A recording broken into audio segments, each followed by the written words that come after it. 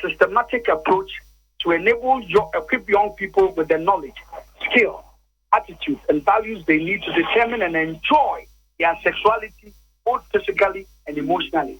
Meaning, and you can say, we know and count your my no one. In the first place, you know, your teachers for the Akazamba, and then an opera was on Manefil. Don't kind and say, training park in India, it related to methodology. It had nothing to do with content.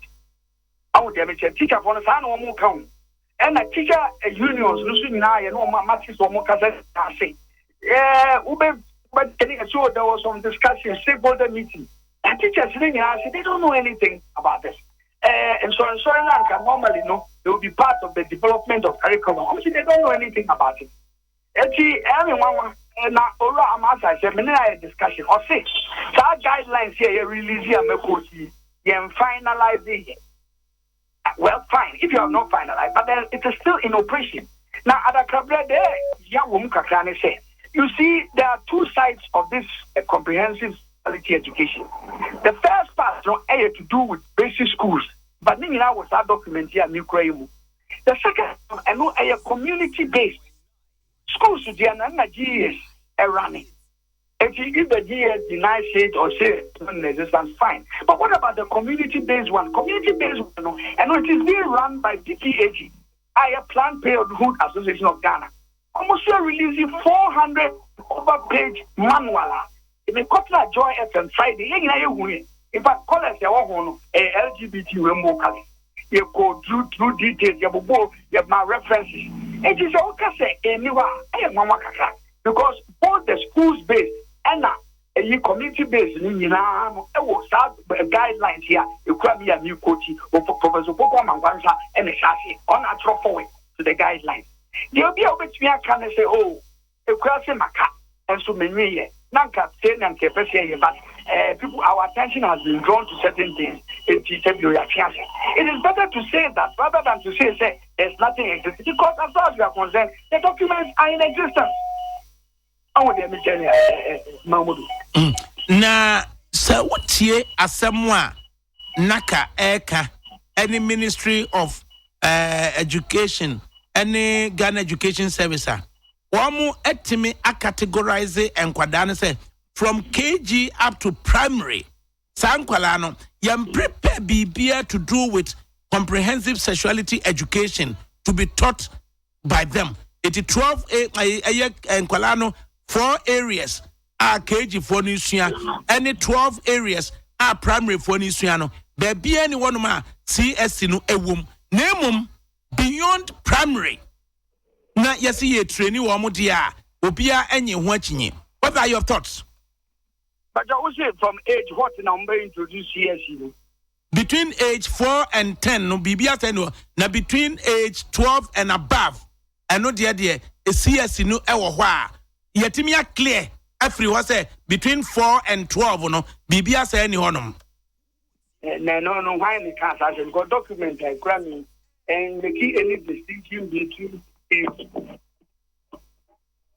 So your age is now all it doesn't make any distinction. Modules now maturing in ano. It doesn't make any distinction. Now simply say the other blame. Why are you trying to shift it to the upper ages? Because after already 12 now for children, or been to share condoms now. Therefore, what is the purpose of it? Okay, you bet me a shasiana, yatia who wants to say between age 4 and age 12, BBS any honomwa, yatia who wants to be then we can talk about age 12 and above, whether BBS are Iowana. Yeah, but I don't agree with them because guidelines here, it doesn't make any distinction between age 6 to 12 or 4 to 12 now. I don't see where he's claiming that doesn't exist. For the guidelines that I'm holding, it doesn't make any such distinction. 2, comprehensive sexuality, CSE manual 9, PPH for launch, you're going to do it, like it, and love it, And no, it doesn't make any such distinction. See, I don't know what document the crowd say. There's something, there's nothing from age 4 to the end of the decade. My menu time ka crab in the Minister for Education, or Hineba or Hinena Nama to Opoku Prempe, and the comments be 180 seconds. Na yenti that in kakra me pacho. Okay, are we ready? Right, yenti. We are all well aware of what is on the media since yesterday morning or Sunday evening, making news. The ministry wants to inform the citizens. We wish to address this issue of comprehensive sexuality education. Area for Nessa de Encomo de Becona, near Ponopon kakra chemono. Mamini kan kase ye mamu me pamuchom mamudi bempa, mi fi no siabremu. And Nanra flies I do coin your bomb man, yes, Nanka lawyer Moses Fo Amweni Beba. Na one ye Director General my GES. Na de womo kanu, baby a dear no one, ye busan kusananka lawyer and so, dear uhu ye. Ene die wo money die enimu ni nyina no na nka ono so aboya me ate ase na so ekoba se anope ya lawyer nya emergency enti wentimi amba enti mo fa nche yen se ya weti mo appetite mo hwe kwan se obeba na motie ono so ne die nanso wentimi amba enti executive secretary ma National Coalition for Proper Human Sexual Rights and Family Values lawyer Moses Famweni entimi ama but ewo hwa ankomo no baby yes your friend no tete phone se babo modern say meeting no betimi excuse in some few minutes bia na wa excuse na ye bisa no kusenti na ye bo interviews a woni ye nuanom Neat FM any other stations na ye bi e di amamo but Director General ma GES de ewo ha wo hwe say mikita mano ya ana guideline o muka say ye ntontwini ya ono asan dia be ya na otimi say eden ya ankomo no ebeye de enti yensan ko hwe sa video imra.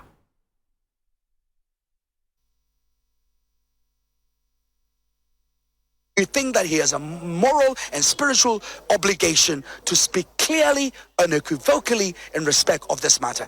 When he's the head of state, what is he doing? He's representing Ghanaian culture, what we believe in, how we eat, how we behave, and the things that we do. When he's doing that, it has nothing to do with his own personal beliefs. So we're urging him, Mr. President, represent Ghanaians for what we believe in. They will not use LGBT rights as foreign. Enti yashe empuno patu na nkasa ase. Meantime, happy birthday nkoma afia kunadu our MUG Methodist University College na MUG afia kunadu na ye wa wodenti fi ade pena wadam for power ye me sister in law ho na oma utinkwa ene awoda pay. Prof Kwasi Opoku Amankwa oye Director General Ghana Education Service. And they said the common no sponsors no crabeti ase se wo ma mini kan kodi nkomo no na me drum finfini baby a if it's a man for a comedy a man for mo pay ashe Prof akwaba yeah enya and the one she bronya atare no so na no me share ya wan me Prof adwuma mboko die adwuma mboko yeah that's it pa Prof sa CS no comprehensive no brofo comprehensive no kra yenti ase ade dada de yesua no na ntiase enim roni si to comprehend say beti bibiase enti de yesua no na ye ntiase enti mo comprehensive sabrofo no ase chese yo meda wase na minchia omo mo hwe nyina em say lawyer for amani awantu am amama boto kakra if say asem no ebeto dwa no ono na wadi anim yeah waka entisenko wa ha na nke nyina em say encha entiase bi na enya adwuma aha sentiase ye adwuma na nke aboa nyina anya sa obehwe no waba na waba kan sei no no so aba no waba kan sei na afa ekoso a ye be hia no so de ye be hia no ne ati o so ne mesre se emre bi am be hia no mepese mo be ma me so wo be hia ba bi Prof de beside e unya ne sa why na me nya ne sa we ya de ehia man ni nyina o nya me ya de ehia man ni no cre enti baby o bia no ye ma na chia no pay okay de di kan no de meka ne se ni kuo na wate no me anopay na nhye amaye ne se me ba no me betro me din wo kuo no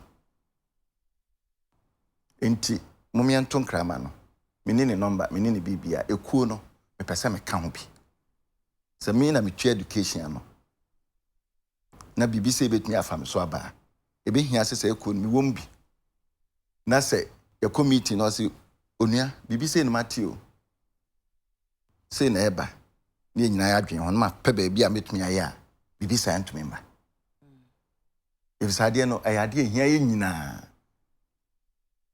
eni amamre eni e bibiem nti kwan bia ni so a obi betumi de aba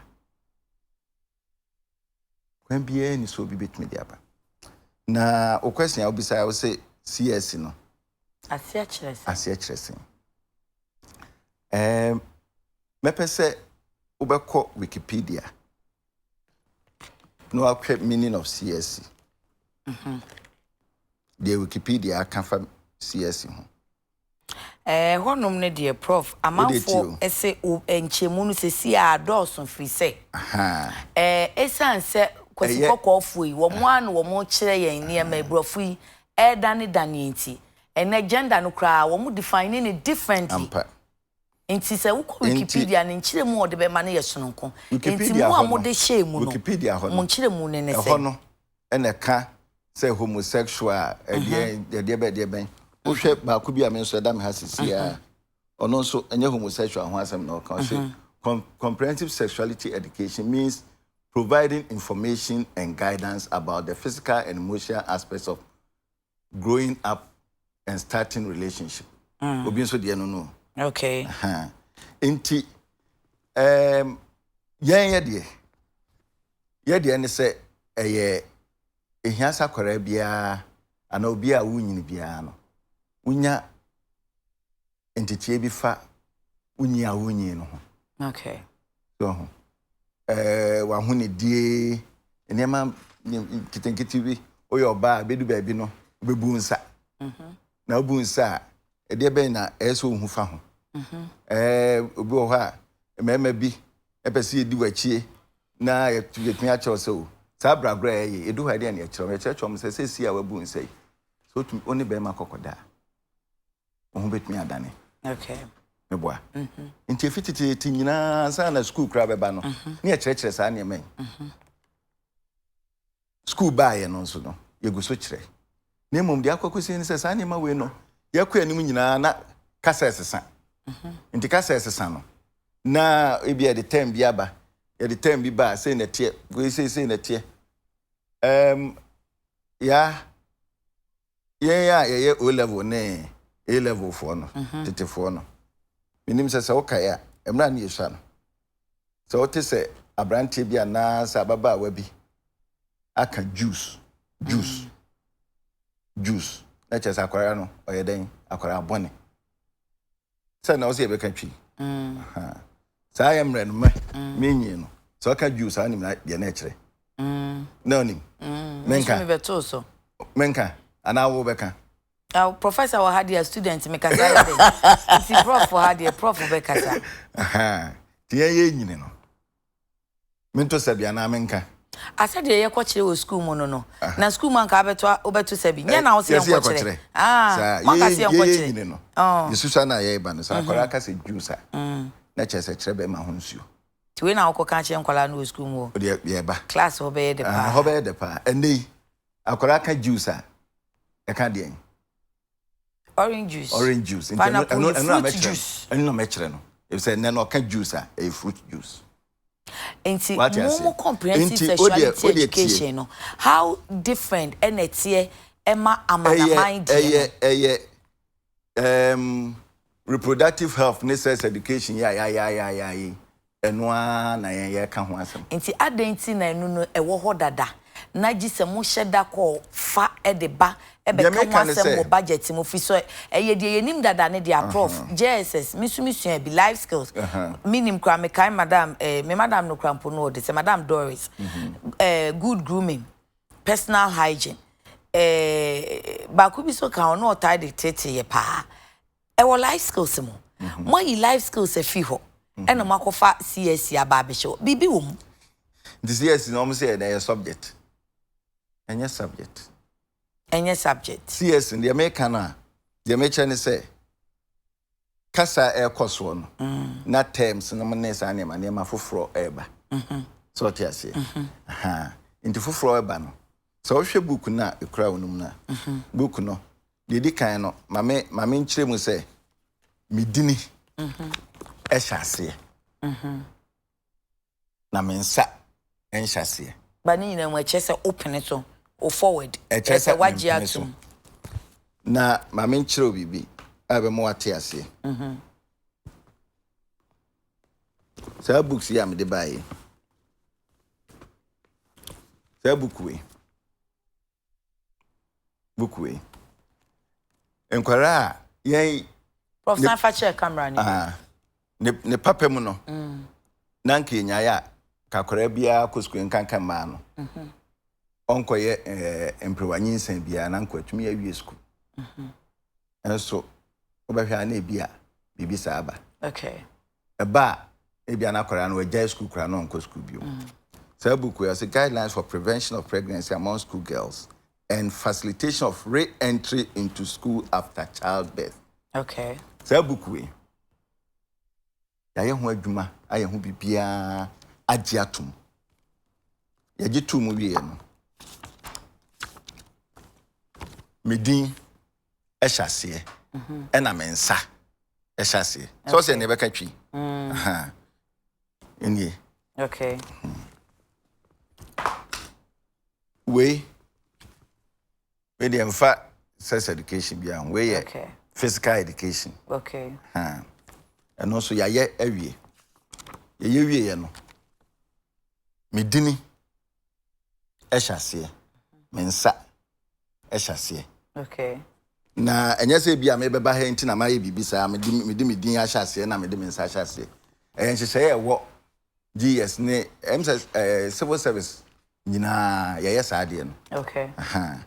Into way Director General no ho ansa na me fi ho no. Ansa me ba no. Ono so sa guideline. Ye wie ye no. Ni dini ene nensa ehwase. Okay. Akam you know dem ba. Enti the American akwakosi ni say sa bibi na ye kan.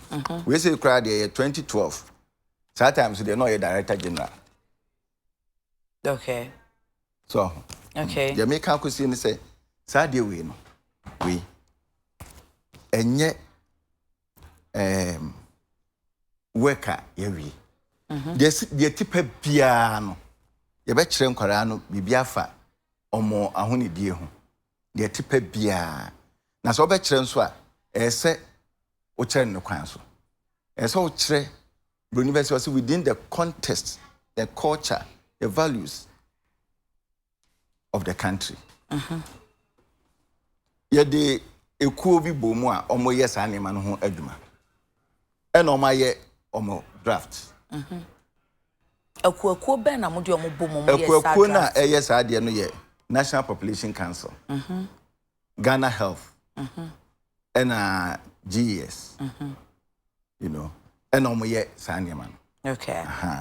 Na the ya na ye say National Population Council omo ne ekuo ahodo e show mase no ne sa anema omo ye book kase bi efa population ene ho enhyehye nyina ho omo wi a obìnrin be say no say omo tease out omo yi de we say fa health ho into health is say bia benya bibi etise okay e bia be ka say wo ye esi ho nkyerɛkyerɛ guideline ni wo ye hepatitis ho nkyerɛkyerɛ obenya bibi teta no maba education for nso ne enso yi de ehia ewum so hwɛ we mu a sɛne yerafo amani kan no okɔ ekire ho baabi say page 15 if you are the kɔ ni nyina ye eniema eno no fa omo a omo ye ko omo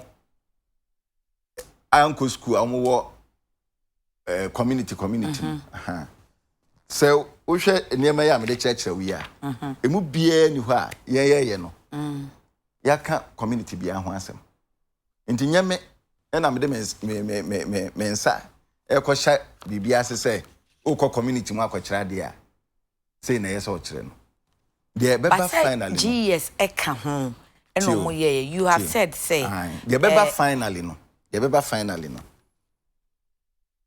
GES de nko a de say no GES no eno na beba ansa na me nsa asase enti we ye hwan ne hwan mo enti we ye draft of na draft so ye boka ye ni say sign e de ye din hyase de tie ni say me ne omienu ebi etia me kra de me nhyɛ dan kan papa ebi etia yi abafu computer no yetumi ye binti no yetumi ye soft copy ne sa ne ma ha nti we wo hwa ne soft copy wo ho okay but nipa de bebre wo ho no mo a especially nyema bi te say health ebi a doctor from penifo bi no mu ne ade a odi bi be ma mo no ma hwem ansa no ma ye bebre wo ho no mo a sa computer say me wo de ko be ka say print ma me so what I say nti wo ya no aye da me bi tin why your copies be baby about 10-20 bi na omo a onim say so de mom omo ye ni nyina wi a na sa de we say kra no I fa help some ni ade say me de mensa be sha say kra mpo na omo ma wie we no e be kọ na kafo ho if say bibia e kọ classroom say be ye epumu ho me ye press conference me ka say bibia e be kọ classroom bia just na ka approve se na ka approve ya enko classroom me kan pain my publishers be cry no be kon say my ema say omo the books kwa yento enso nhyehyɛ wo ho say no act 778 no e manaka for the mandate nakafonya nti sa document nakafonya approve omo approve na ni adan na mo call training no na mo kire ye call training ya nkyere bibia Prof, Shadia Prince, Prof Pacho Meba, Prince Pacho fa timetable na me de ma wo no fatu screen so mami. Said ye be ya hwefo nso be hu bi. Sa we Ghana Education Service, Girls Education Unit, training of trainers for regional and district teams, comprehensive sexuality education. Sa training na mo ye wo KNUST, ICH hono no. 26th to 30th August 2019. Ewum. They are we say no you highlighting in red on Tuesday, the third day Tuesday no. Third day Tuesday na ni. Introduction to CSC. After Wednesday, fourth day no. CSC implementation, the role of stakeholders. Any clubs are be for me, any idea support implementation for the CSC. Entimoko training na. Bacho, idea wo kan any me that's it. Training no mo koye no. Eno na Mr. Aaron Adakwa ena no obechereche. Guideline your friend is saying guideline any. Okay. To bona kan mu na obia ntibi. Na baby kra kire homosexual na bibia no. Mesra mo obia ntibi. Okay, obia ntibi. Enti mo training no na CS wom yente ye ho asesa. Na fe yento ayen komo no because said ye mo ka say enim no eno kra na ma amanfo akoma efumo say ewom a ewom but e bia mo nte yase enti na I started by asking say what is momo definition of the CSC. We will come to that. Okay. CSC no the midi kan say CSC you feel say your friend is say sex education any reproductive health education that time na that time no na mai so say no that time no na aba okay Prof for the mamen kan ade no guideline na wo dia mama topics for training of district teams on comprehensive sexuality education. 1 introduction to CSC, sexuality education, comprehensive sexuality education, values, beliefs, attitudes, behaviors. Then 2 rights, roles and responsibilities of the child. 3 rights, roles and responsibilities of the child no. And no de 1 point pe. Subheading bi anim enti enim de be kom right kro na mo ko kire akwada no say right ben. No di beba fia be ka kire ne ma me say we ye me right. And now we ye me role and we ye me responsibility and no de mo anka. Now point 3 concept of gender. What is gender? Difference between gender and sex. I say a man for problem pa because I go internet ne so a. Ene wo de sa LGBT ne ba no ebe ka che o say obi sex wo ba but the gender no said the nadwen che na kwada timi tina say ka say ah mami I say me your ban so me ye me ni ye say be ma nti me your be ma enti enei o ken kan ya say said ye wo wadwene ye wo no that is what it is but ye nyi no me hwe me mabose me kita akosie kuma me wono fo so there's no way me so na maka say o me ni ye che say enti say if mo de beto so say difference between gender and sex you will make parents and people who are of concern suspicious. Gender socialization, gender stereotyping. What is gender stereotyping? Enti sa amade you kra amode amaye ensem wompa human growth and development, puberty, fertility, reproduction, menstruation, and the pregnancy and schooling, prevention of pregnancy, safety in school, responding to school related gender-based violence, safe schools initiative, corporal punishment, and then cyberbullying, online safety, and then sexting. Sexting also ye dia. Sex ye online na. Sexual and reproductive health and rights. Sexual and reproductive health and rights. What is that? Sexual reproductive health rights. Diania. Sources of information of sexual reproductive health right. Mo kwache nkwada na internet so baby ombehu sa nyema nyina na. Enti prof me kra me kita krate ya odi amame a menu kro twa wisin hui. Me yemu ahye me.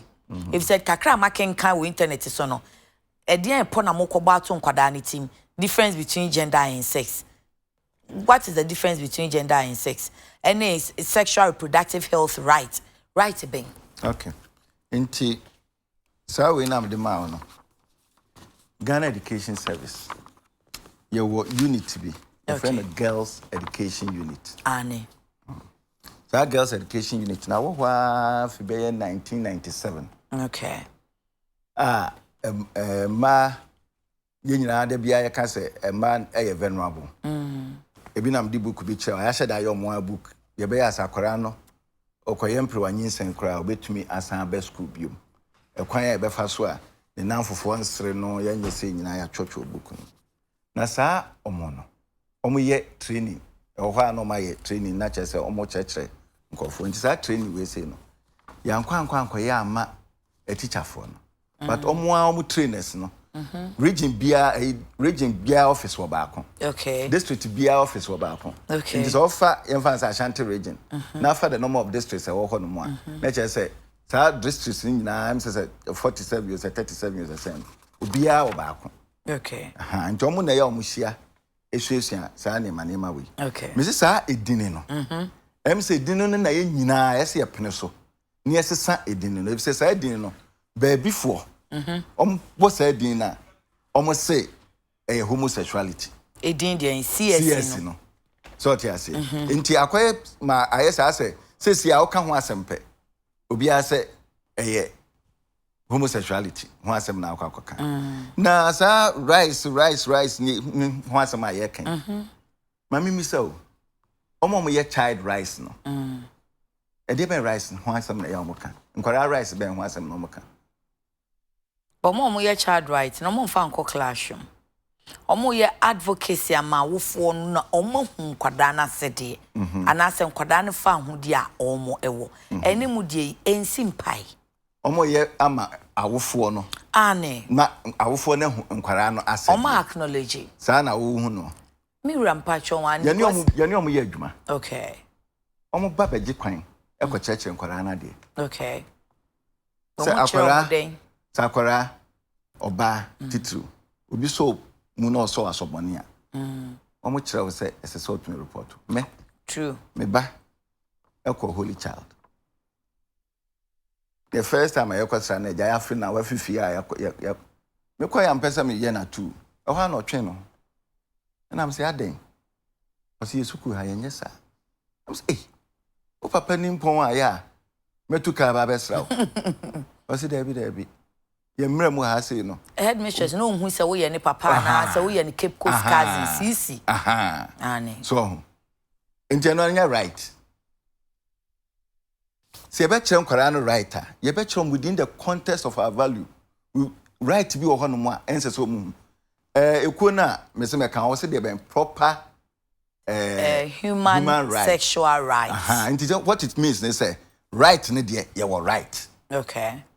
right ne de esese e but proper one enti no ekuo no em se dwuma ba kon so mbe ya man ne se me ameko ka hu ye be list enye human rights ne sexual rights nko cultural rights nso hia ye wo man mu nkwara age 12 ye de mo ma ware enso bi anka ho hwe o Prof oni untumi nka ne sa ye ka pa de bia ka radio TV so ye ka e man crofo ko rescue omo da mo advert ya mo bobo wo ho no mo anu mayi bibi e na ba unya we na de fa ho na yese ye be muni mkwara dodo ya hwe ye yin the time anything na FDA my instruction say mo be yin after this time sabre no wo fo ofia obeye na sudie se owofo enti sa sisi ade mo ye ne de ai se mo ji awofo begini se ade ba ko a ya e bia ye nyina ye se ma ye ni ba ho ne se bia term no e bia ye use no wrongly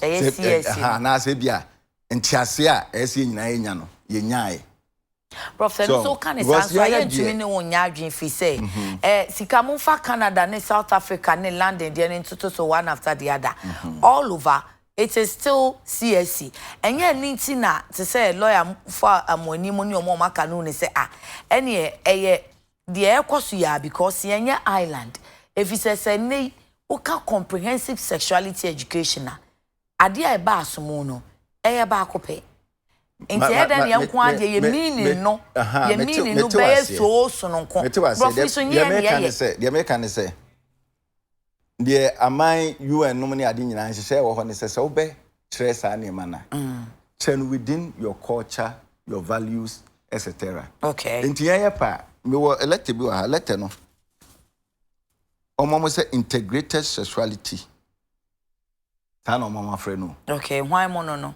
we no eye ekuo bi e from Palladium amotro e de bre GES any Ghana Health Service or say the Ghana Health Service and GES roundtable discussion on adolescent sexuality, sexual and reproductive health. Omotro letter way January 6. Okay. January 6, 2017. Okay. Now me kind kakra say further to our discussion and understanding reach on the above subject, I write to formally invite you to your two institutions to a 2-day 2 hours roundtable discussion on adolescent sexual and reproductive health. The roundtable meeting will be held blah blah blah blah. Okwa baby I say for the in-school adolescents, school no. The Ghana Education Service continues in its efforts to prepare adolescents and young people to become healthy and responsible adults. The GES has worked with the Ghana Health Service and the NPC National Population Council. Okay. In these policy review efforts, underpinned by the MOE strategy plan 2010 to 2020. Okay. It is also worth noting that the GES has a revised curriculum with integrated sexuality education rolled out from KG through to senior high school in all schools across the country. It is also worth noting that the GES has a revised curriculum with integrated sexuality education rolled out from KG through to high school in across the country. Sa time you much society. That's our curriculum we say my. Into revised curriculum ben and normal can we say we January 6, 2017. Adia me baba to e GES. That document we. But you see, adolescent sexual reproductive health. Okay. And development. Source book for teachers. Okay. And yet comprehensive sexuality. Okay. The moment sexuality any comprehensive bebano, it rings a bell. Okay. Enti nidino. Nidino. Enanka yes, eti say no.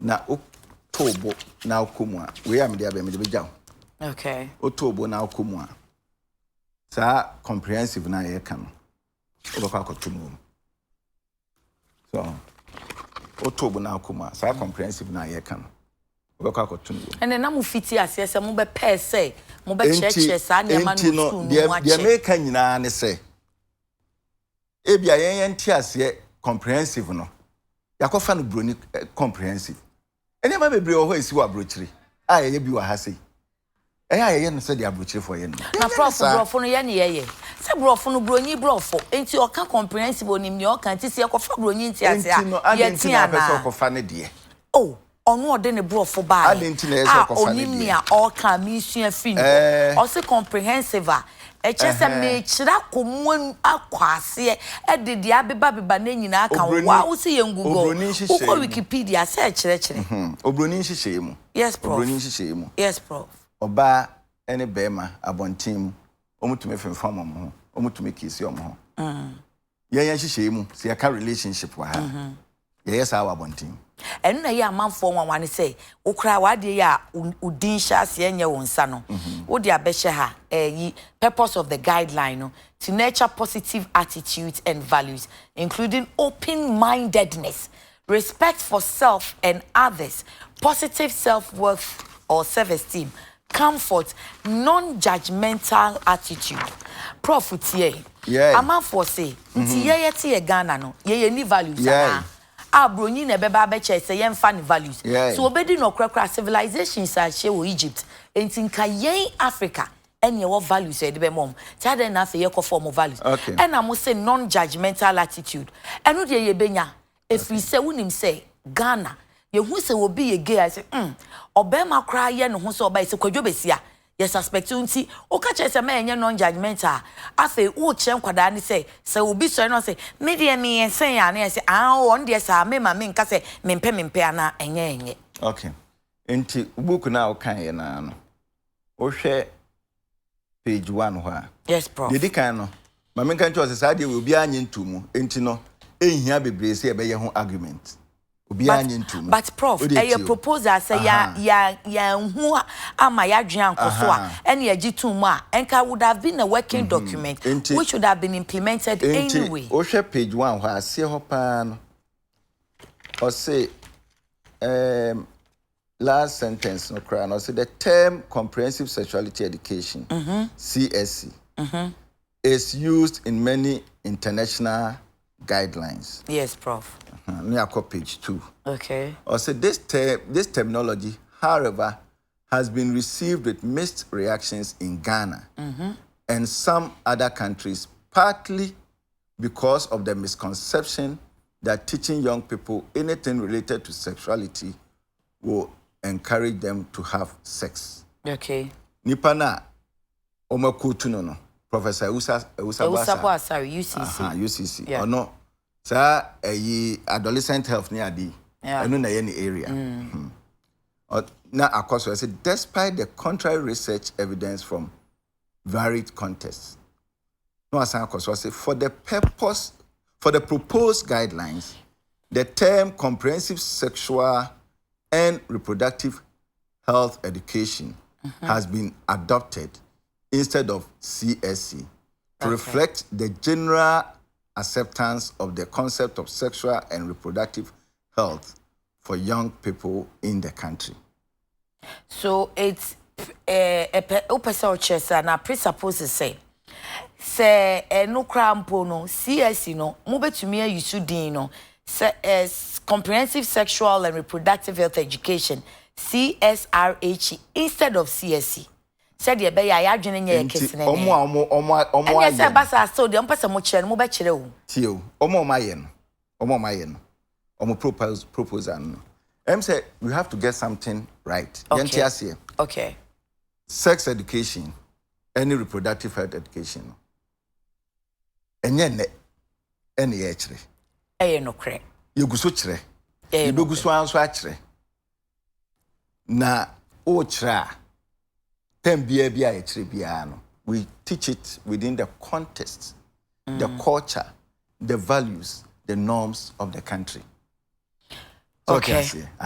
Na school so life skill we be. Me life skills. Na we no. Maka cho say afi no mu di ho bobo yan fancy. Let away my yama me ma wa kan e bia. Me me kan na ma kan eti. Kan let it. Thank you. Okay, let any so date you're saying. 1st April 2019, Executive Secretary Naka, insertion of a phrase into the guidelines for comprehensive sexuality education in Ghana.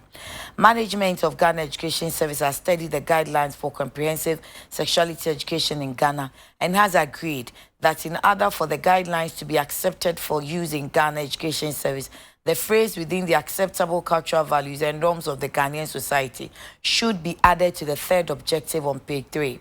This is to ensure that the education given to our school populace will enable them make informed decisions without any negative influence. Furthermore, management requests to see the original signed copy for the forward for the guidelines. I look forward to receive a favorable response from you. Okay. Dr. Kwabena Bempa Tando, okay, Acting Director General Deputy. Inti sa guideline no. The inti America cho say nye guideline a. No. Okay.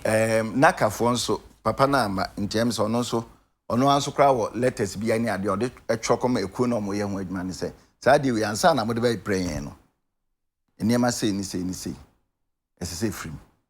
Prof, mema watu aso but baby amanfo anu nti won say ne krata yi kra de aba occupy Ghana for say masem na amuka no enim na ayete say nyetan bia na courage ebe say ubegina enye say courage adweka. It's not all the time that courage is about defending or being assertive. Sometimes courage means eating the humble pie and saying I'm sorry.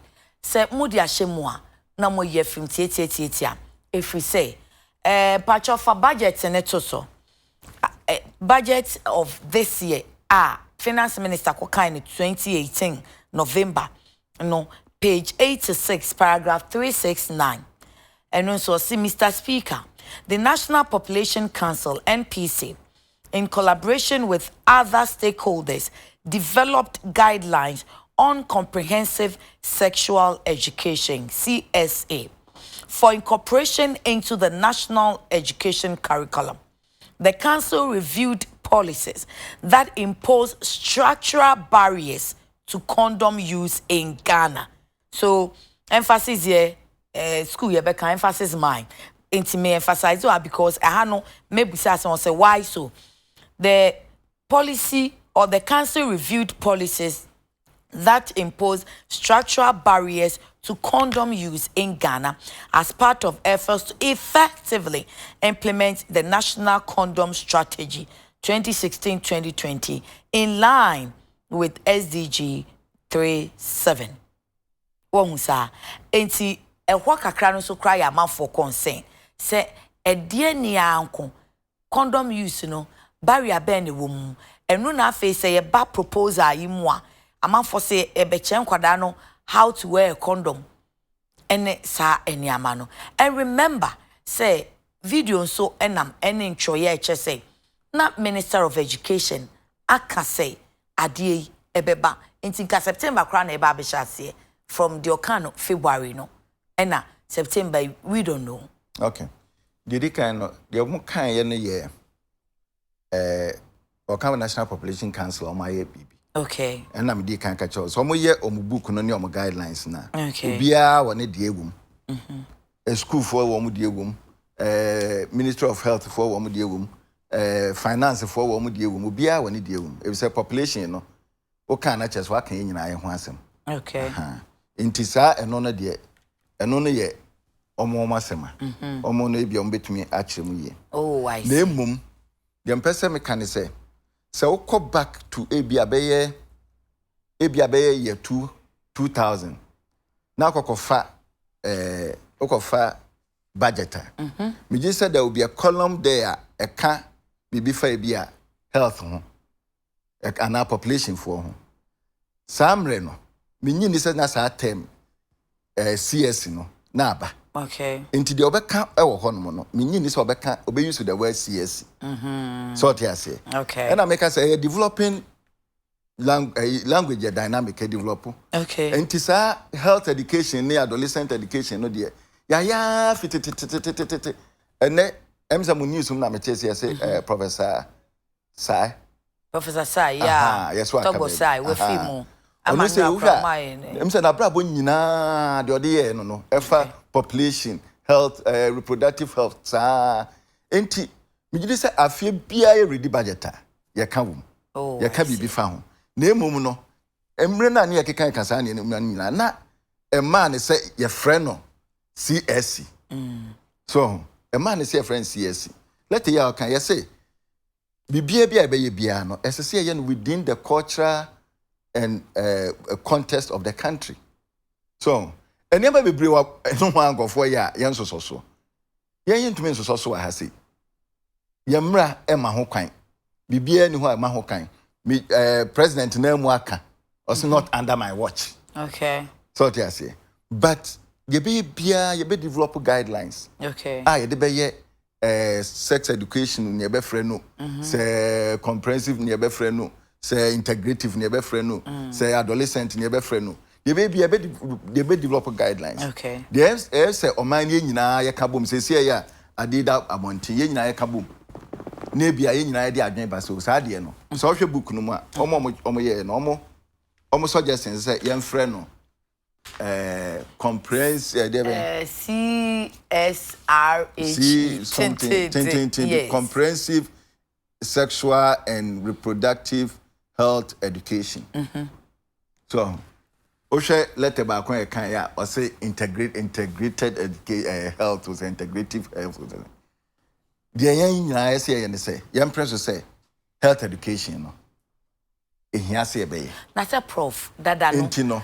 Yan friend say Prof dada no na yentia ye wo school na mo che life skills sa niama no menyi ni se sabre no awofo ne akuaku sorry can say mamo nche nkwada no say ohu befu yi wa motuam yi wo hai say udware a fankatwade ye wa motuam ye say wo ba wo bekọ afichire wo be yisuwe awofo ansori entia but eni bie koso na technology ba no mo comprehensive no ye hunu say na ya kenkan ne de atoto amahodo nso de ne ne a ekoso ne nsem a etwa ye hu hia e ma ye hunu say niema western world no wo mani so mo hunu say enu na air trend niema ekoso no enu won pese wo fa kwan bi so e de breye enti e bia mo hu ya de o twa se onim se na chiachia mate enti de meka cha ne say o man ni nyina anya rehemu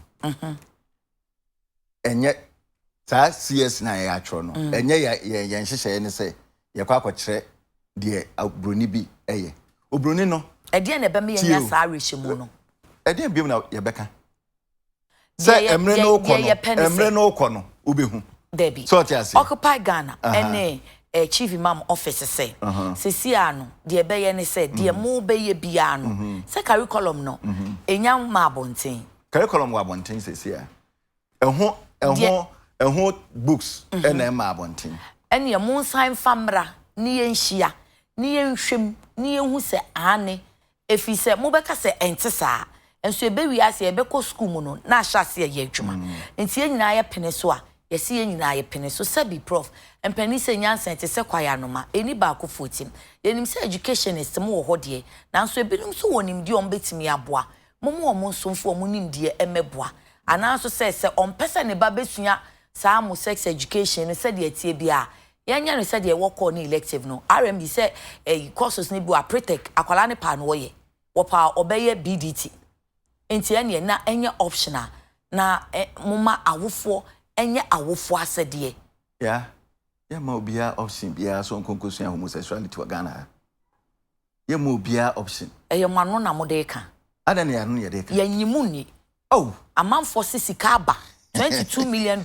maje enti mu de beshem eba he sika bi te say $22 million eba Ghana me gidi se fa parliament enye ni nyina na ye fa ho ne ye ni adanse enti ya ye ntimi nka saa menye finance ni ntimi ni ba de me kakra me nim no de minim se sika bi sa bia o man ni o mo ye adwuma DFID UNICEF UNESCO what omo nyina no omo sika bia omo de ba no ema ye ho eba Ministry of Finance ansa no afraid ya man mente say omo sika bia ba nti emra meje ne fen say ye man no yen ka se fa say woman no but ye beboa who dey say ya pepa ombe say ye beboa ankwanoma wo chawade a wodi ni fine man no wodi benkum oje enti ye beboa na enso gise mo kire saa niema we ema mo mofra ansa ne de sika na mamo ana bia wo kra de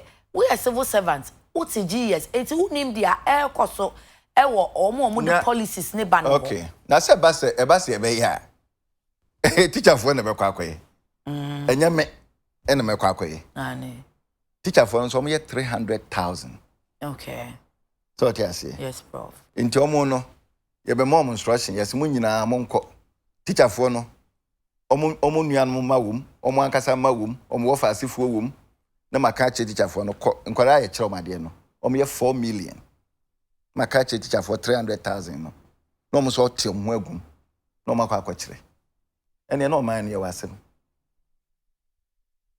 si etumi kone saa no man no ye wasem if say 22 million Ghana cedis aba 20 million $22 million yes.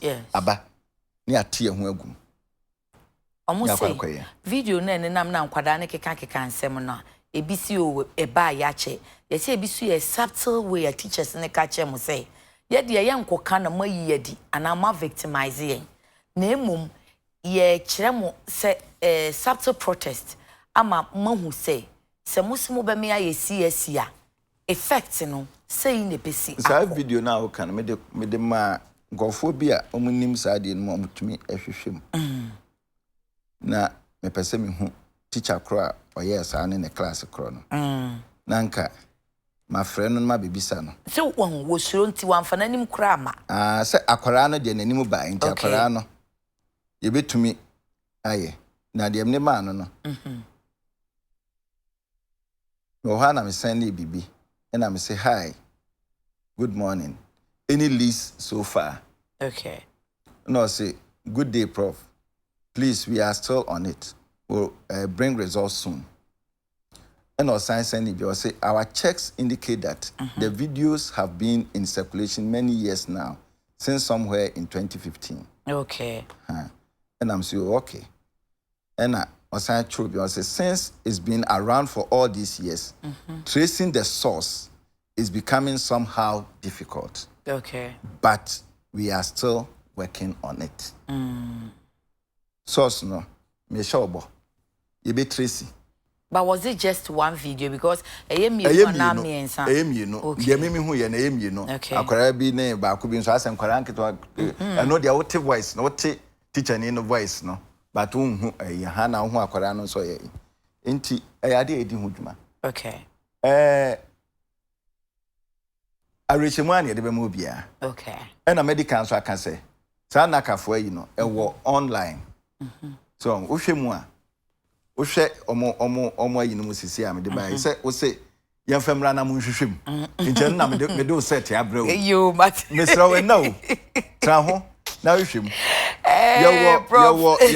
yewo section bi I say cross cutting issues the cross cutting issues ne ye enema bi a your cross cutting issues ne ye contemporary issues okay so contemporary issues so bibi to say sanitation idea how mine no pa bibi to say road safety idea how mine no pa ba ku bi o ma tro me kura me hwem yinam di kan hu ye say green economy climate change de na no me ne ma me obri ye bo akasa wo ho wo peace climate change okay se ohwemu a comprehensive sexuality education and also can sa issues no okay na de me chew ne say sa comprehensive e bia ye nyina ya dwen ama bibi so eye say lawyer fo amu ani no mo e bia o ma twen adwen ase bibi so e say ye de se ye ka sa comprehensive sexuality education ya ye man mu ha say first no na bia na friend sex education e ko do ba bi na friend reproductive health education say language ne change ya na change enam di ka chew ne say yen yesu ano o ka juice na yakora abone ene wo ho na obaba o se me pe juice no obisa nso ope orange ana ope pineapple so ti ase ebedu baabi no na ebia juice no asa akọ baabi fufuro bio so nti ka se enyine no na me ka se okọhwe sa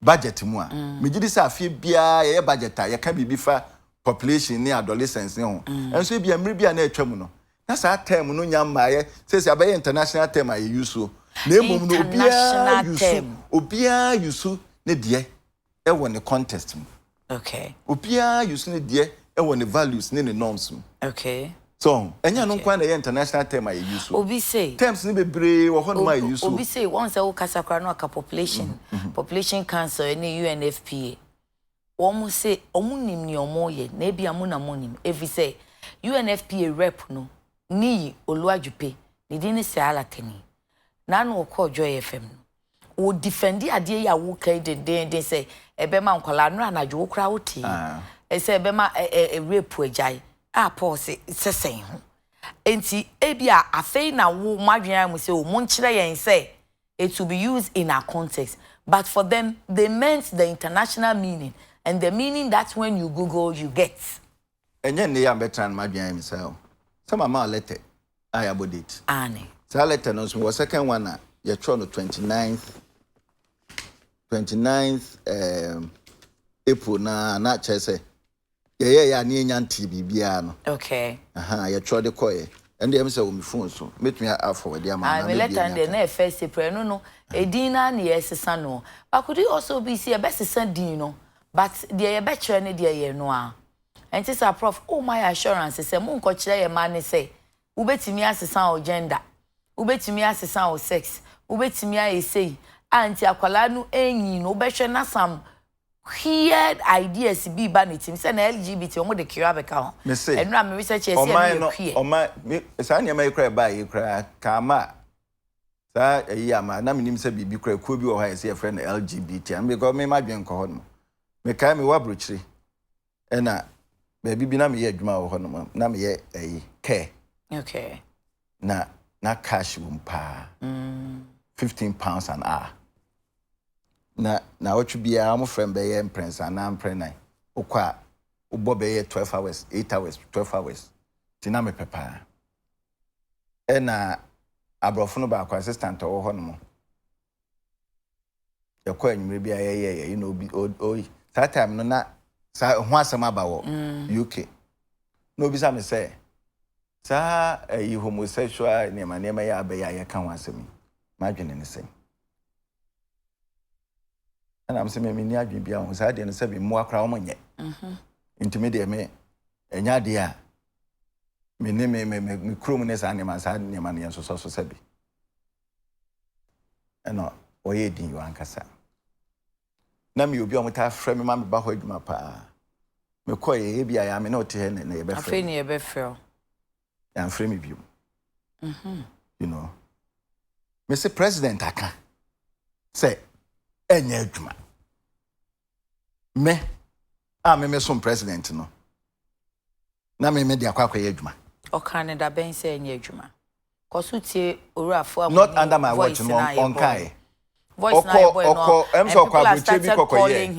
no calling on him so on declare the stance ne sansem no kwa brochire emri bi emokoye interview bi sa asem no ebai kan bibi the omo can say pressure no can say ebia pressure ni nyanru ha but with time with the pressure it is bound to happen no minim say sa pepepe no kan but the kan no na amanfo say wan kan ye yeah it is bound to happen into obaye na chire no ni rounds ni speech ba ko kan specifically can say not under my watch. Oh, I see. Go hwehwe media wo hwehwe a me gidi say ubehu. Any other na some for friend say he should say say sisi ya wa kan sa pen. Sisi ya ho asama san aba. Okay. Enti na nkofo friend no. Okay. So what you say? Matiase. Ye mra etia. Okay. Ye values. Ye bibia etia. Ebeye din beye nwanwa. And ye judgmental. Yakwa jisika. Ye judgmental. Ti Prof any also forward now. Muslim be children not to be judgmental. Munyin film. My catch us as I we say. Enye work me. Me de mensa. Ashase. Ba udin shase. Me din shase. Mensa shase. Nti udo se kwashase a. Yemfema obi a. Expression no. Ansana not to be judgmental. Munyin feel na judgmental ne de ye be yes. Ansana guidelines. Non-judgmental attitude. We can't stop having that attitude. We don't hate the people that do it, but we love them, but we hate that thing they are doing. Is the thing. So we'll be judgmental towards Ansana bibia beko out. Nkanka sisi ya ubia ye. We say cry no sa we no. Enye me ho na beko out. Se omo no wia, se omo mo ye ho adwuma no wia. Om de be ma nakafo. Nakafo hwemu wie. Na so omo gidi se eya. Om de be ba ministry agi wia. Om de be ko cabinet. Okay. Cabinet hwe wia. Ansa na me. Ya ma minister kwan se ma GES de wo ekform ho no. Emra. Ansa na GES no Prof me wa sem disapa if we say Dr. Prince Ama. Executive Secretary Naka. Ne statement or the Bible until oka say ebi mu ahyeda e no makofa party bi na omode oka say yenko Naka website ebi hu no. First paragraph na last sentence no. The teachers resource parks designed for teachers to teach the new curriculum pending approval of textbooks do not contain CSE. He didn't say it contains, but it means something different. It will mean us in our context. But it says it does not, or the books do not contain CSE. So we get confused. Okay. Into my main clear confusion. I'm the minister also can say it is not in the curriculum. Meanwhile, and indeed it is not in the curriculum. So how did it come into the guideline? The word CSE, our curriculum, but the content CSE in the curriculum. The word in America was a part of the contemporary issues. Yeah, usually CSE. If you say CSE, dear abai use one no. Then you can say CSE no, a homosexual. So what I say, inti enkomoya ye di no. The everybody say you nyina ebe princess say no ye use the word CSE biom. The amansan nyina use no.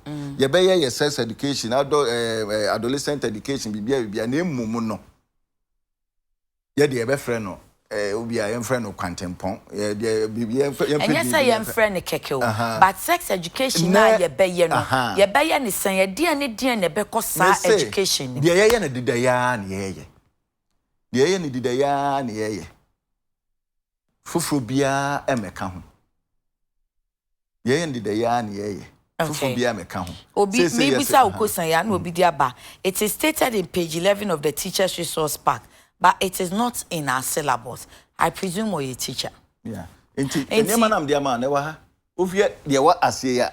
We say no ka no page 11 obi hu wo no. So ot ase. Na any curriculum mo say any syllabus mo no e dey nti na mo de ko share resource pack ni. Na afi na mo dey fa mu nketenkete ana. Sani mana ide ashem sanitation. Okay. Energy. Okay. Climate change. Okay. Comprehensive sexuality education. Okay. Green economy. Okay. Road safety. Road safety. Sani mani nyina ye areas a ye be pese ye besua. Aba your friend is saying curriculum no no. Afi na omo wo hu ni ndie any areas omo be develop materials. Omo de bar, omo de beko naka be hwe say sa de na wo ye no. Say even road safety cry no. Emiti the kind of things that we want to. There are guidelines. Na naka ya omo be hwe e na naka panyi ka che say CS nim enso ade enso ewo mu. CS nim ewo mu. Na wabodin ni wo mu say ye den. Enti me ye modin no. Ah, sa ade aye chiri kokwa ye di ne ma. Ade aye mpede ye. Enti health education me ye nye. Mumfa reproductive health ne meto kwa. Di friend sa. Na munye ne sa animu ya. Ye nyina ye impress ne friend reproductive health. Eh na me de ya aheme wa aheme me ye contact Ghana for do na wa bonte. Ye toto adwen afa de so wa. Prof de na akofa beta mi komu yi. Debi na se. Me one me toto adwen. De Ghana ni. Prof. Why na on ne koto adwen ni bio? Abonti abedwafo no. O ka ho bi. O ka ho bi. Una wudi animu o ka ho bi me di animu say yempe enti yempe di edi na wo suggest enye din ni keke na di content na wo suggest mon kire animu na animu na enu a ebepim nei animu na na da ho kire new curriculum na aba no book bia ebeba bia no animu na na ebe kire ebi so senkebe ya munya sa niema ne kire kra ma wofo enu say peace council papa no said do Chelsea you agents of socialization at least military education me teachers me ngu mani mu ase agents of socialization I say mon kwampese mon chini nyina abomobo teachers die wom awofo die wom aban die wom awofo die no awofo no obe kire ne ba sa niema we ada na munjai awofo aso die ma awofo na teacher for mo dey beka because teacher ni no kra woni akwada ni gidie ne values anana mamre no susu ne wo mu kakra se wo hu sa ti munjai no ma awofo se ye nyina woni akwara ne values ne ade no susu na wo na emom no se ye oman ba kono ye wo common values bi ani se ne wo ye ufi stream ufi ye nyina ye wo common values no kre nti no de ade ye na emom no de me pese me wahu sa ayi akwara bia one opapa so amuti se of a fruit ponko se sense so etu kwan no so wahu sa bi na movie kra Mr. Ibune ne baye bi bicycle de say no we be say catch 22 situation say dia mo di GES any teacher for mo di ye shemu no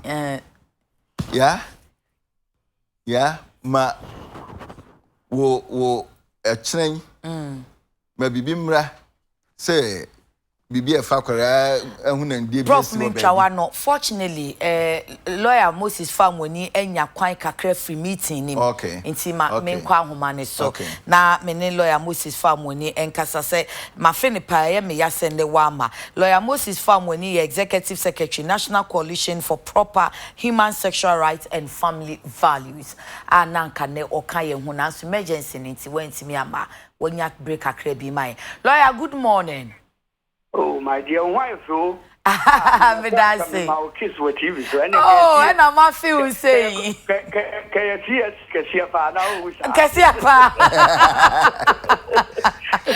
I'm dancing, pa. But I was saying to Michia next week, dear. Next week, the woman say, my mema was almost only the Omuchumina, Dicano, main Casomo, family born in Chemi. Okay. And Rano. Nyamiadom your coalition you could share speaker of parliament your consultations it's not say you a break a club it's me real free and na me engage in other things so say no doso you prepare for world conference of families Ghana ha we are seeing na kokua Christopher they are dedicated to the protection of the natural family unit. Said Bushia said in Yankupon the sea hono. That's called Kessiano Ghana, the air and Omunina from the 29th to the 3rd of October, 29th of October to the 3rd of November. Now, opening ceremony in Ukraine, you are president and never Babania Bakasantini, Juma, Eti Monfanchain. Now, no Jumano Crane, one in him says, I see as you cry, Ebeba, Eti, or Bap in movie, yes, you know. Matise Prof Kasa Prof is here the madam for me pa o se obeba be join them me ka ho me ekuo no ai ehia pa we chairman ka ho your first deputy minister on there so your Pentecost elder yo edi mu pa de na ye be conference no eti ye metumi aka ne say mon fan chair say ye ntumi ama na next week no meba okay na ya ba be chirichim de me te wo mu a Prof kai a me gidi say ye nyina no say bio ye hu nya say be argument bio ne say ya twe o ma dwen agina bibi so and then me that's my Prof kind because if you are now unim na ababe ewurom oh anope no ma mienu na esi emede oh 2 years ago American ambassador eka bibi say won de ogidi say in 10 years Ghana for ye beji LGBT semye atum wokae no Ghana for ye hu ni ba me ka say wo program the meeting na ye me ka say Ghana for say so ni friend so beto bo abowa na ni nansi bibi so wo mu nim de o ma hye da ho into no kasa na no pay no kra no wakache Ghana government esanse e buy here Ghana for kasa na aban no etie Ghana for kasa o ade no kra ma cabinet they say Prof okay they haven't even approved it eti bibie ni ho no o anope waka wo papers I think heritage and informer or say informer good informer Ghana government nyanyatu boy ya yo ti ambassador mo a what wudi opuo eman a wo ba mu no tie sebiense hu a wo ka kire Ghana ban enya Araba Sullivan na madam we told you respect me about we enyense hu we ambassador we na we represent woman wa enti se bibia bakora na se nya ambassadorial diplomatic you know yen kasasa ojo mo enyenye atom na woni aba ni nyina na tina se na mo kan what are you trying to do oh omumu ye no enche an Australian ambassador onu so dia o ka che say Ghana boy you see Christopher but we are corrupt meaning about corruption word corruption no e twi e fanti e ya wona wa ka che me e kasa ben lawyer Mami Musau CSC no what is the meaning said your momo ti asefa because Prof say it today na reproductive health life skills yesu ya metumi aka bibia kire Prof si o kan say ye hu bibi na ya mo nwa so ate wow LGBT movement no we the next week me ba ye benyamre ya hwehwemu but man time bibi kito e bi etuma mudi ne botesu omani so ene kwan a omonam so e de ye etuma book we a me be kan ye film your friend strained relationships the challenge of homosexuality ipakwa etro your friend Professor Bill Molenbeek a professor of anthropology, sociology and theology would dimade papa or Australian na ye de na bagana ha book yi what try and care what sequel page 4 and what trophy I mean not with here for NTA see the rapid advance was it the rapid advance of the homosexual movement and its acceptance by mainstream society have not happened chance said and then yaji homosexuality at when can into more was it and sequel as with group engaged in social reform an active strategy has been put in place ewo botai bi si womani so ene wo ma fa kwan a o de nam so asa botai no ebebam na yentie see the point of the homosexual agenda has always been complete lawyer sorry Daniel ho kakra wa homa no break fluctuation biro mpacho wane or say the aim of the agenda or say the bottom line of the homosexual agenda has always been complete acceptance and social recognition of homosexuality. Say the yinina yebeden yebejiatum. Na yenhwe kwan omonam so. Was it the major strategy used by the homosexual lobby to achieve this goal is through the use of a series of half-truths or distortions of facts. And they also move away from the real behavior and focus on other issues. Just on the nada and throw half-truths, just and throw kakana no kakata home and nada kwadanda one na sumasi and omdeba. And then America say, oh, woman say, Omoba Africa, now you are simiano, you can't reproductive health, any drug abuse, any HIV/AIDS, STIs, OBI, I do be any gym, all the other channel.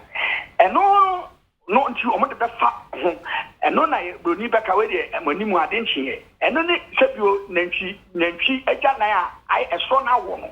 Now, I fail, Omodi the patronizing, a tattoo. Oh, they you see, they have a way of coming through reproductive health, drug abuse.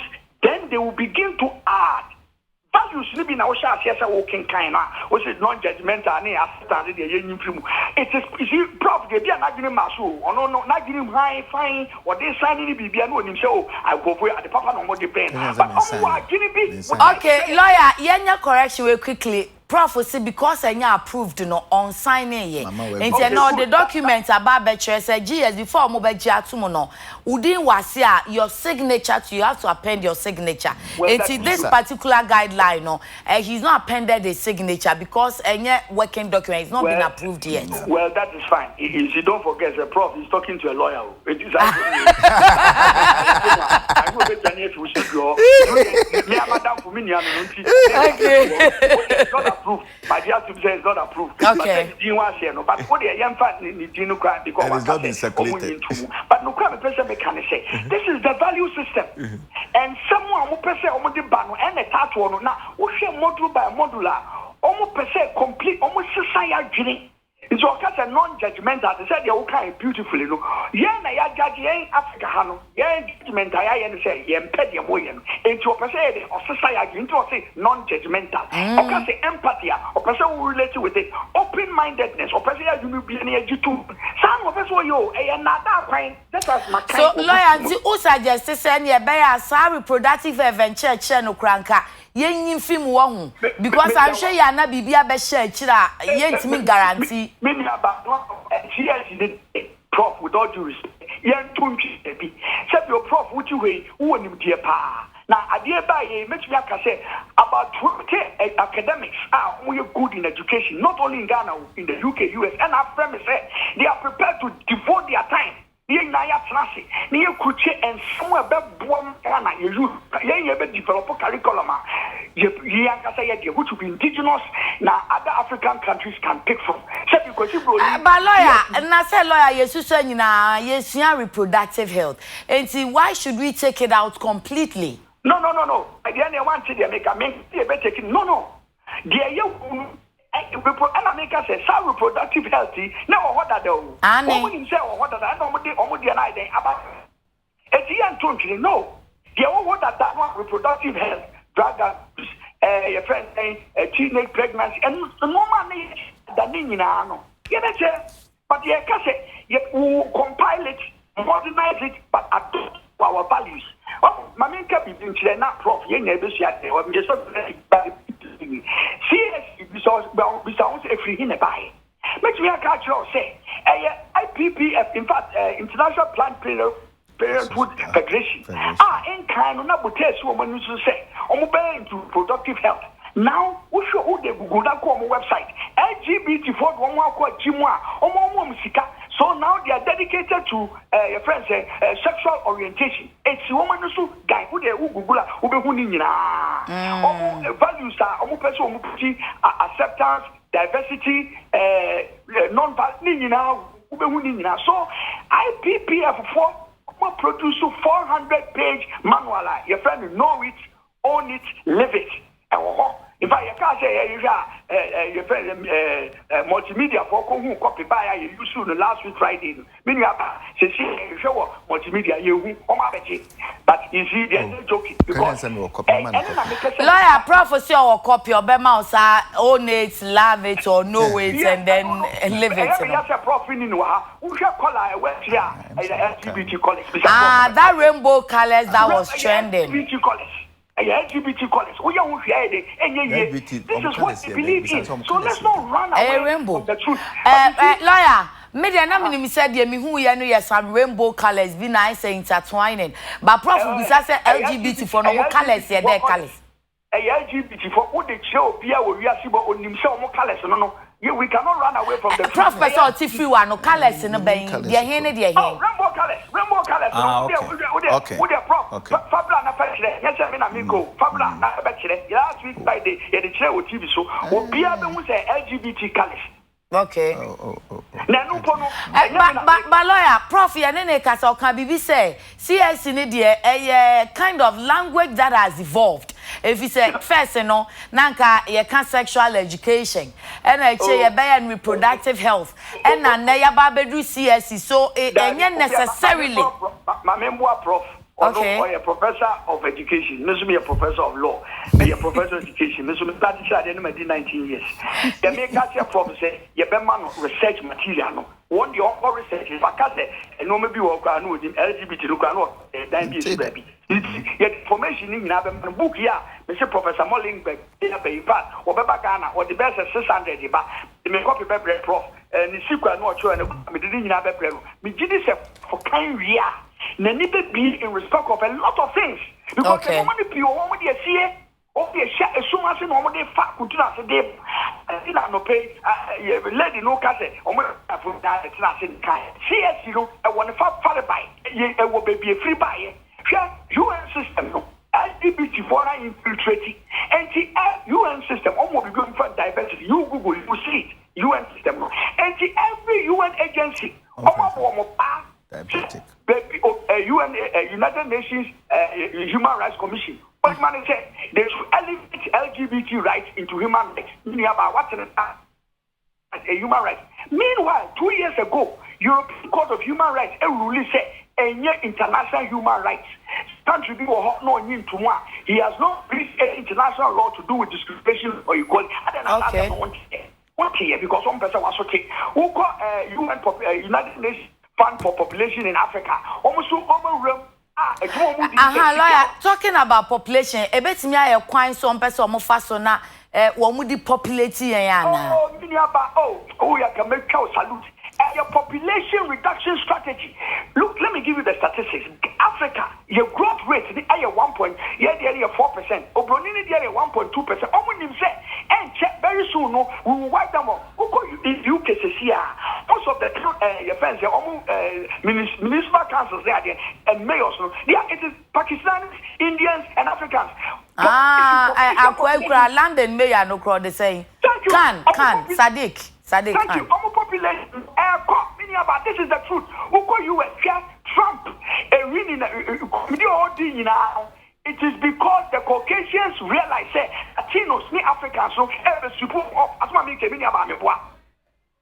and a population reduction strategy. Good sir, Amankwa what do they need answer? School, answer. This generation of Africans. And they go and number 5 and go for no more.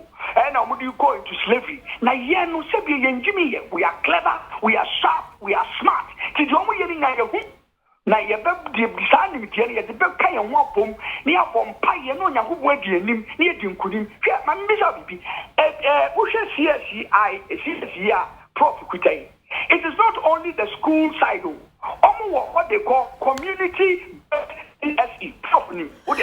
Honestly, when it be community there no bekwama population council NPC4 National Population Council and to us we no baby a GES die wom school die wom no mo befa na baby a community wom population council for afanti obia won chefa wom good they can say school na so my you me ba me ka tro say community dey any dey yaye PPAG4 eguso omoye NGO. But say lawyer, this PPAG me cry me what Baptist 93 94 no. Na me PPAG member omo dey echo debate to free money ade. And the PPAG fund your ma wo dada. Asesa you Google. You will see that the original aim of PPAG has changed. They have changed their ideology. Okay. They have changed their motives. Okay. They don't do the same things they used to do. Lawyer,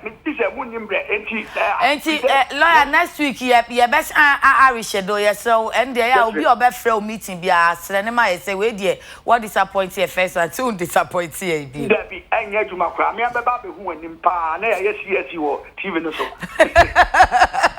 Lawyer, that's a pa. It's a bizarre for lawyer Moses Farm when our second guest and our first guest and went to me and so God being so good when you're quiet and kakra and only Eddie and Komono. Now, Prince ye, honorable Katie on voice and oh, Udia Bona Yentie be near so no swag, my professor Bona Amanfo be why Honorable Katie on voice and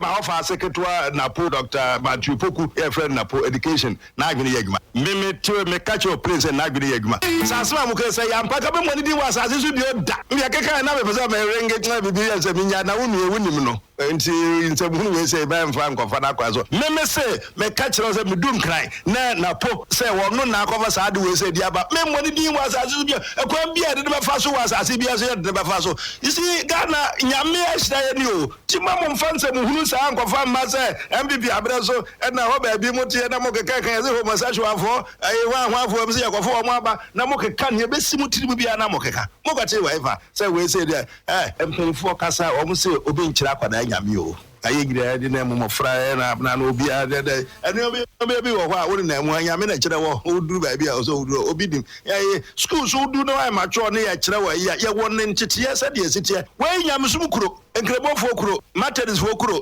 Romanfo kuro awɔ mo mbɔ mo nsɛm bebree no wɔ mo kuro wọ́n mọ̀ ètìsí wọ́n mú náà asọ́fọ́ ayífọ́ náà ìkànnì ìdí ìfọ́ ọ̀kọ̀ọ̀kan náà ayé ntọ́kọ́ àná ayé asọ́fọ́ yẹ ọ̀bù bọ̀sẹ̀ mú káfọ́ yìí wọ́n mú sukuro àmìkyẹ́sẹ́ wọ́n dìrí nyinaa bọ́ mu a Ghana no sẹ́ gẹ́ ma 90% o sẹ́díẹ̀ ndíẹ̀ ayé nyamsonfọ́ n'adé ti yẹ ká báàbùrù yẹ ká Koran so dẹ́mọ̀ ngómọ̀ rẹ̀ ni yẹn ti yẹ náà sọ yẹ ọsẹ yẹ kúrò yẹ akọ́fọ́ sáà ni mo rọ̀ sẹ́ di abẹ́mu ní wáhàn asẹ́mu àmúdé bẹ́ẹ̀ ni yẹ sẹ́ parliament speaker of parliament asẹ́mu èsì wọ ọbẹ̀ ṣe parliament dáná majority leader esi ho a obeto wire gbahu minority leader esi ho a obepa no tomato pum we say ye good ebo ye obi afu di bu afu sram mosusu musare hwa na be hye sa amra no Ghana obi an hye sa amra no Ghana ha say anya bia nakafo approve ye be fa parliament ana sa asem we say nakafo approve na ko parliament naka omuni tumi so mbeka say yahwe material we yakwa akoka homosexual ho asem dia approve omuni say tumi no na why na wotumi obe approve obi ani say tumi no wo man. So who approves our curriculum be you say curriculum any why na approve curriculum naka for na approve na fe usi omuni tumi ye dem na say na we curriculum guideline na ye de ebema curriculum pa cho de guideline ebema curriculum no adimu no manka ni ya machiasa one ene ayufo edi nkomo yi waka akire mu okay so tiasi say de no crowd bisa ne say health education ye nyaya na osima ye nyai okay na professor fo bi kra afia brochire mpese ombeboa mesre no mema onfa professor bia mfia brochire omo mbeba omanim kronye omanim afa chan me no onya ye broni ne de omutimo osun wo untumi nka Ghana ha wo nimdiefo wa ha ya betumi atrance ni aye na ahia ye culture ene ye value ne sanema okay so ye nyina so ye princess say de na wo kan say nyina ye princess say say de we cry den na school for mo ham ho mo ne ma bebre ya ye say mo ya muntumi nyanwie ye aden na akwara a obekọ school na fe ne ye ne mo na mokọ kire say mo ma o ma me ne o papa enkyira yeah so mine no say ye hyehye no a yen you need to me bia you dey sanction be adwuma eni ye dru amon frɛ na moma ye hu ne amode kɔ mo final document no me say sia no entwa me yemfrɛ e wo website me di bia ba website and honestly me share KG1 and KG2 kwadakwa me kan manhu e wo curriculum nim 236 pages me hwɛ ni nyina manhu na me say enye guideline ya amode bae sa na no so mo pese mo de yensa hye boa se mo de fa kuntu na ase ana say no say ye nyina say ye sensitive to name bi so hwɛ sa book yi ma wo kan ya baby wo ho say definition of maleness and femaleness and now be twema adwen so say ne ka maleness ne ka femaleness e chere bibi foforo say yes sexual sexuality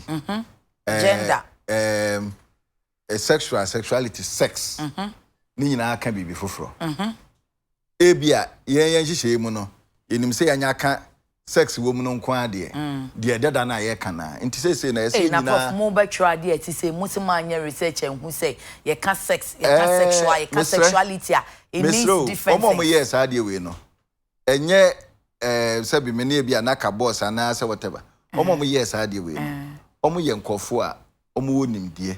The more reason why I would have expected so much from them, say, looking at contemporary brofo asani adeno and kombe huni okra woki. Ohe lete bina me de kire oba kuno 6 January na. if you are say omusiani ade em say ho na sa nhai mu ne ho nkeka ho so anom ka say revise, we have a revised curriculum. Me gidi say the normal kan yes a book so me ba beto ye so and I make a choice na chi it is said the tie so ba uko say e bi o man fa sa edin bi no krom kan ye no o man fa anto akiri okay if somebody to akiri a e bi anka nyina akra ko bi adwen amaso so come the din bi say na nketo akira ko bi adwen amaso so going forward no mo be sa team of experts na mo fa o mo no nyina ya say lesbianism o de be ni nyina we ewom ewo book yi mu sa ena che sa de no kamo ya no no se ama wa breso na sa wo beto ya fine but ade no kamo ya no no nka sa book yi hu bibia enti me penso de ensi book we ye gitumu da ben lesbianism ne gay lesbianism wo de gay so be wo me former director general ne san ye me ba ya ansa no okono no me ba 2016 we am say book na ye be 2015 ana ye adwuma sisia enye adwuma o bia me penso prof your time ni say going forward no yati hu say ene wo ka comprehensive sexuality education it means something different. Okay, sexuality, sex, gender, it means something different. Say we are seeing na yenye island ya kasi the definition you know ye tetedie na yi nim no. Edian na mo be ya fa ho ama yenya akomatoye mo. Say can GPCC for say complete withdrawal. Okay. And I said said you can say gender sisi ya no ka gender. Ya kra yenyi no. Say na the word gender kra ni ho. Na de wo ho kokofele ya say sex meboa FOM no FOM afi do ba bi na yes gender eni nya ankofo mo say omo ye gender advocates gender no me edu ba bi na bia yenti ase ne say gender fama ho edu ba bi ase o gender fama ne nkwara ho edu ba bi ase o mema nyina aka gender no so ti ase enti say dem kan language o sex betimi ayo ba but o gender be yo be ma gender na wo kan say language is dynamic and ye what gender advocates for man okay gender na e change wo ba bi na e can be before me nyi say gender advocates na wo man mu no sa be before there no e no no on person ye ana so mo say o say o e bia wa ye be 10 years ana 20 years say change ye me nyi say obe person obe ye no say de ye ka no okay na emum no de ono nim a ote ase no ena oye no ta so ti ase oba kra utwa utikra sisi akra mpa so ye gender advocate so oba we do time ye so bo utwa utia so ye gender advocate enti ye kwa animu no de be kan se ye ma obia reshim okay o ma ba pa bia reshim se bibia sa ni ho aye ko ba bia okay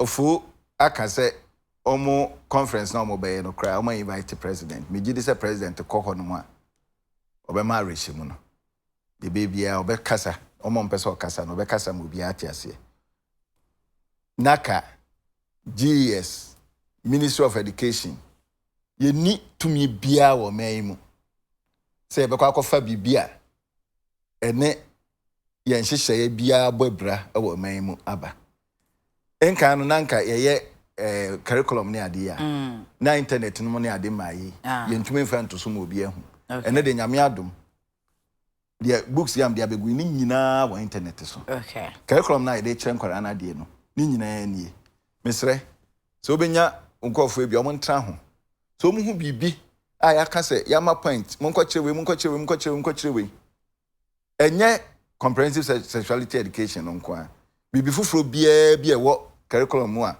obi be hu no ontwe adwemra so okay if sadia no ya de Ghana yes obi send me message say enko pe clarity wo gender any sex any sexuality any sexual ancheche mu na wo ka no nkatimu kakra bi ma no de na me kan say me nsami bayi eno obi twema adwen say kra ka sex na ka sexuality na ka sexual ade foforo okay Yes, I mean, I may be changing sexuality away and away.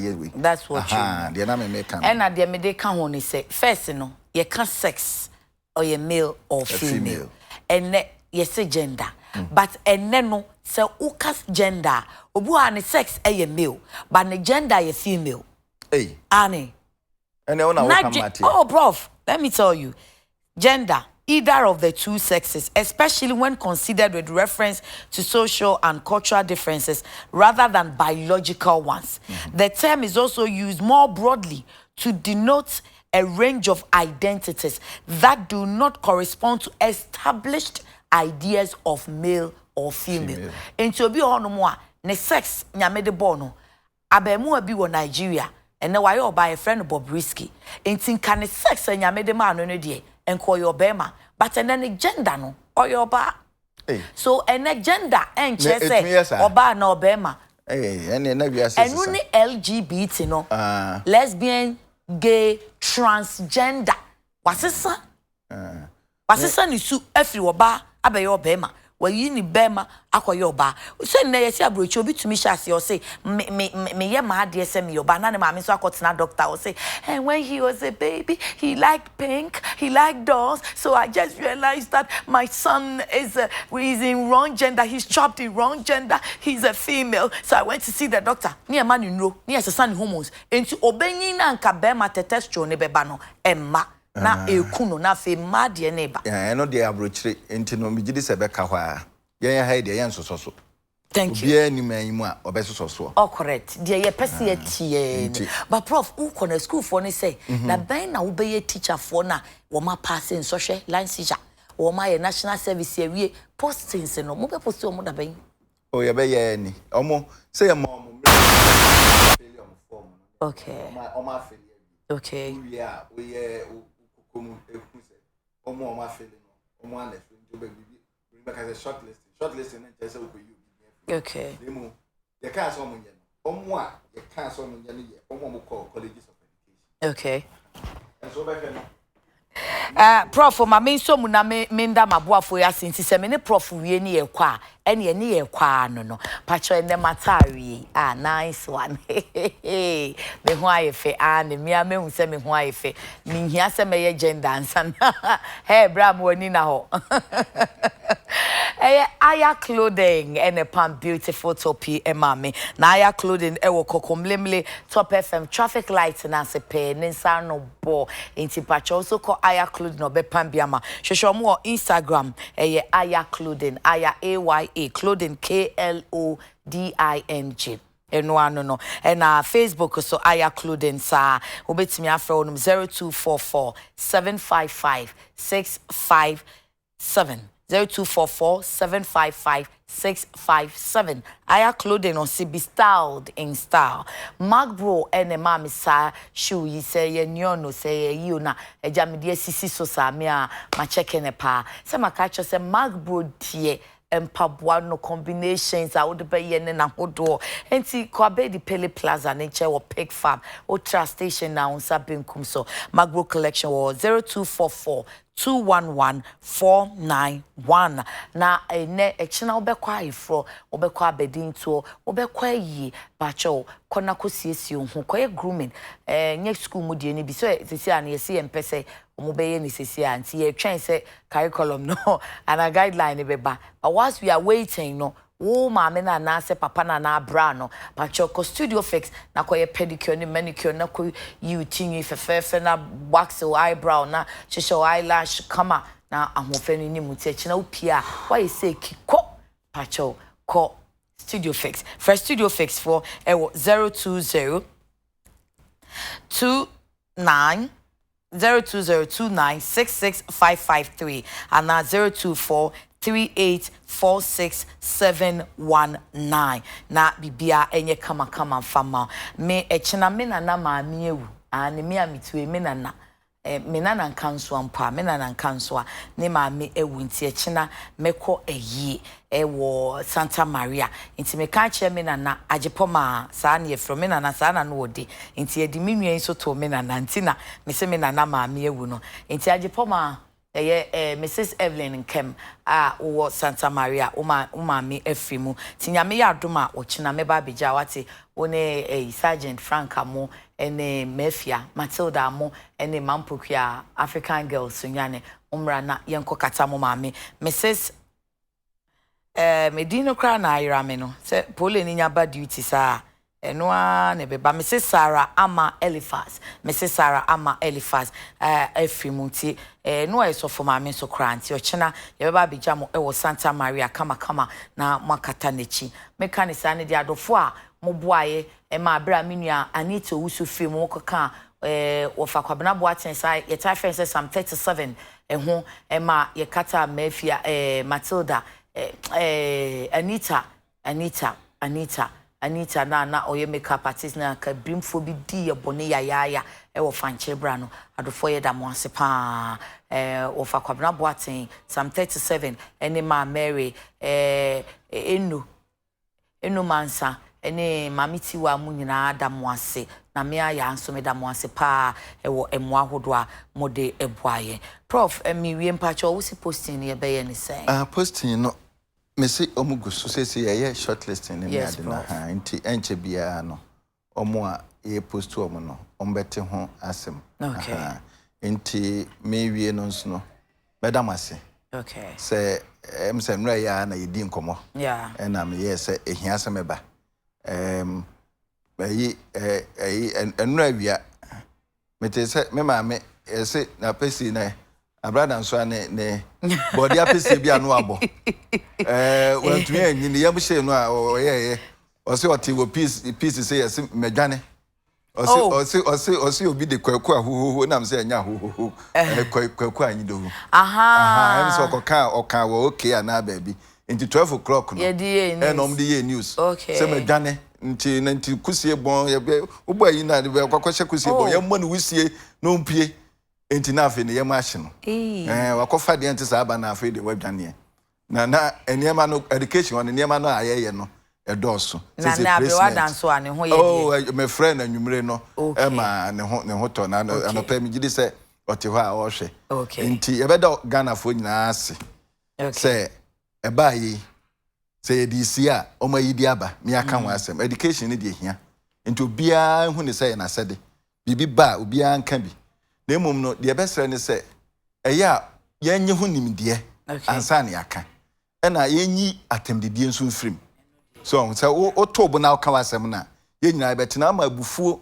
ehye omu na utidi atem a obewie no na wasem na apese o ka no kra no obi nti aha nti obia asofo Christian Council no mni ade in fact me minister wa frɛ omu nyina wa frɛ omu aka chomo ena wasanso ahye omu bo wa tro letter e de akwakomo omu se bibia sa ni ho me ngiri se mrepam no president no ne penifo so be hia ekuakuo ne ade yi religious bodies ne ade nyina bibia sa ni ho yate enya yenso ye gina ye papa nom GPCC fo achi ene kuakua akania ka che mu sese bibisa wo hokra wo de munyim firi mu maye han wo de ye nka se wo ho ba se wo ho a mu de munyim firi mu maye mu yi firi mu so a mu me hu se mo yi afiri mu na mo so mo ka ma mo hyeda nka kasako na mu nidi asofo na tem se munyim hu nimdie ansama anka ankyere wo mo ka kyere wo mo anka wo mo so benya hu nimdie nti ene me professor